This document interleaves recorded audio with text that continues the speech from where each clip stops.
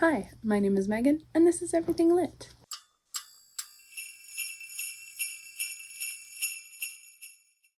Showing off my Maisie Peter shirt. Welcome back to my channel. Today, we are going to talk about my most surprising reads of 2023. Now, these are different from my favorite reads. That is going to be a completely separate list, no crossover, but these are the 5 books that surprised me the most, that I maybe had low expectations or didn't think I would like, and it turned out I really enjoyed them, really loved them.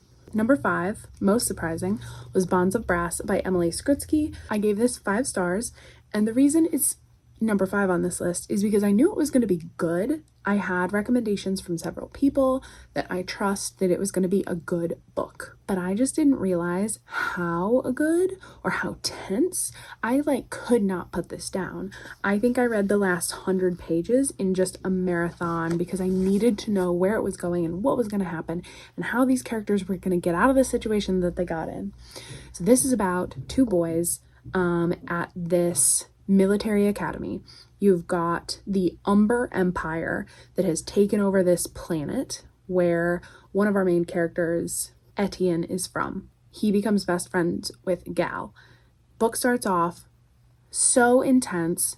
There's a attempt on Gal's life as they're out in their planes. Planes is not the right word. Rockets? Jets? Words are hard. They're outer space cars. They're not cars. Whatever, they're pilots, okay? Etienne saves Gal's life. This secret comes out. It's actually on the back, so I'm just going to tell you that Gal is the heir to this empire.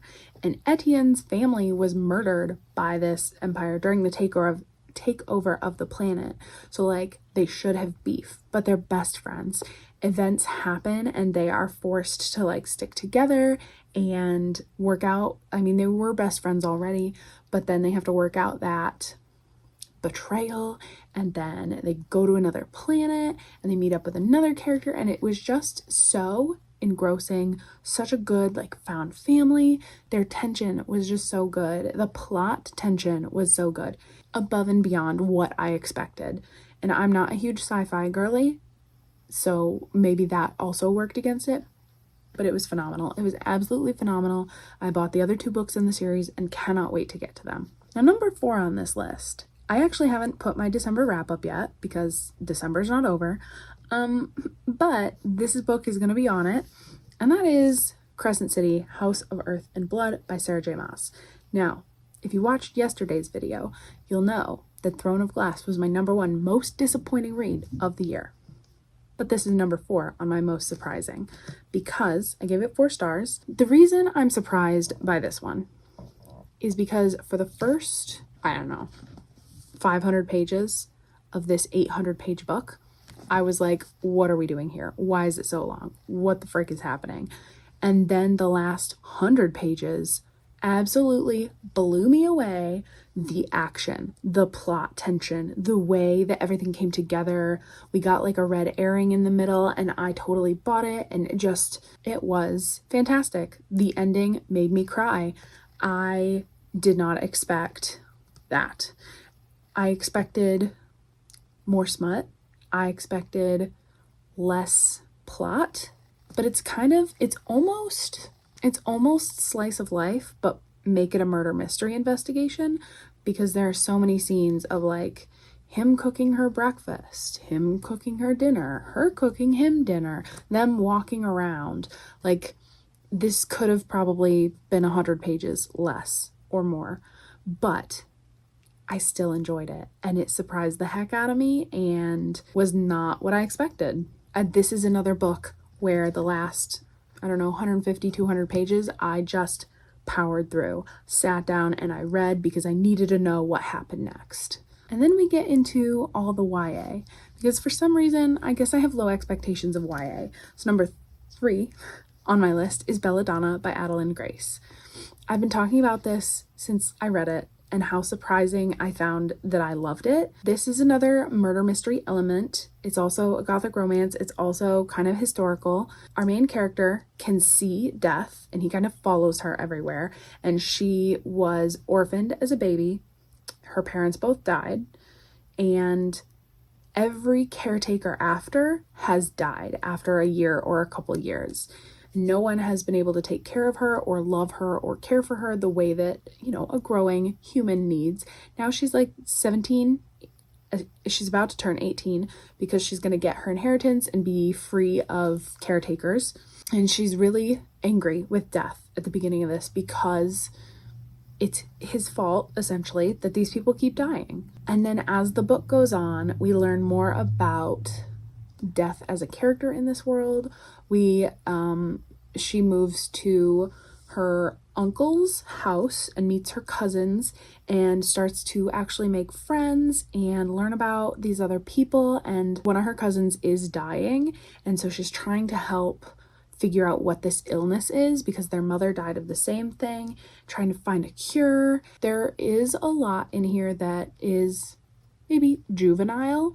The beginning especially maybe didn't earn itself because it starts out, the beginning didn't have me, but there were some beautiful images in here that have stuck with me about these souls and death, and our main character being able to see these souls. The mystery aspect was well done. The characters were all interesting and multi-layered, and I just really enjoyed it, and I hope the sequel is as good, if not as surprising, because I have it on my shelf right down here. So I hope to get to that soon because I really enjoyed this, and if I didn't say earlier, I gave it 4 stars. The number 2 most surprising book of the year is Hello Girls by Brittany Cavallaro and Emily Henry. I don't know what it was that made me think that this was going to be bad. I think the reviews on Goodreads maybe, or other booktubers said it was just okay. It was just mediocre. It was not very good. When I tell you that I ate this up, I read this so quickly, I couldn't put it down. I always wanted to know what was going to happen. So this is about 2 girls who are in shitty situations at home. One character's dad is abusive. The other character, her family is really poor, and she and her mom work really, really hard to keep the lights on and keep the family okay. And her brother sells drugs, lays about, doesn't help contribute, just buys himself, you know, like the newest shoes and PS5s and whatever, you know? And this is about the patriarchy, man. This is about girls fighting back, not taking shit anymore, but also being young women and being like pretty young women, and how society looks at you and kind of turning those expectations on their head. But also there are missteps in here that just, it was so good and fast-paced. I think it's compared to like Thelma and Louise. I don't even know how to describe how wonderful. Let me actually, Claire Legrand said, Hello Girls is exactly the kind of smart, angry, tender-hearted, patriarchy dismantling story I've been hungering for, with a gorgeous, complex friendship at its core. And I think that is a fantastic way to sum up this book. It's tender, but it's sharp. They care for each other. I think there were some other complaints that this is not queer. These girls do not have a romantic relationship. And I think some people were upset about that, which I totally understand. I kind of wished it had been queer, but by the end, you know, it's ambiguous. They're only 17. They are best friends. They have each other's backs. And I think that's important too. Seeing strong female friendships and what you can do when you have those support systems. I just thought this was fantastic and was surprised by how wonderful I found it. And I gave this 5 stars. And finally, my most surprising book of the year, These Witches Don't Burn by Isabel Sterling. I have been putting this off and not reading it since 2018 when it came out. Let me make sure. Let me fact check myself. Okay, 2019. I was a year off. But still, I have been putting this off, and it was so good. There is good relationships, good romance, interesting magic system, danger. This had everything. The plot was tense. The romance was interesting. Our main character is an elemental witch and she has recently broken up with her longtime girlfriend. And by long time, I mean like 2 years. They were good friends, and then they became girlfriends, and they've broken up because they had this big falling out. Someone at a big end of year bonfire tries to do a ritual, and witches have to stay secret because of witch hunters and the Salem witch trials back in the day. So their coven has to stay secret. They have to investigate who tried to do this ritual because it ended up with someone getting hurt. So you have the mystery of like who is doing the ritual, and then the ex-girlfriend wants to get back together with our main character, but then there's a new girl in town that our main character is getting feelings for, and her best friend kind of introduces them. And the family dynamics were really interesting because the main character's grandmother is like the head of the coven, so she has to like stay in line and not break the rules.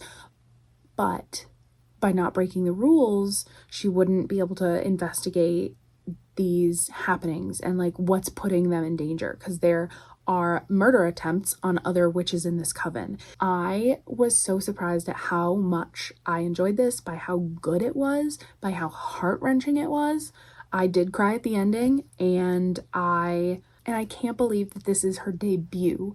This was the first book. So first of all, can't wait to read the second one called This Coven Won't Break. I can't wait to read her vampire book because I hope it's good. And some of the side plots in here really had emotional moments and helped like further the story, knock out suspects.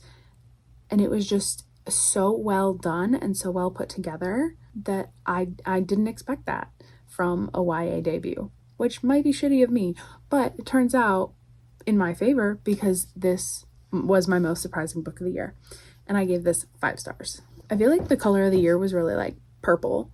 The top 3 most surprising books all got purple vibes. So thank you for watching. Those were my 5 most surprising books of the year. If you liked this video, you could click that like button. You could subscribe, but really, you can do whatever you want. And I'll see you tomorrow for my least favorite books of 2023.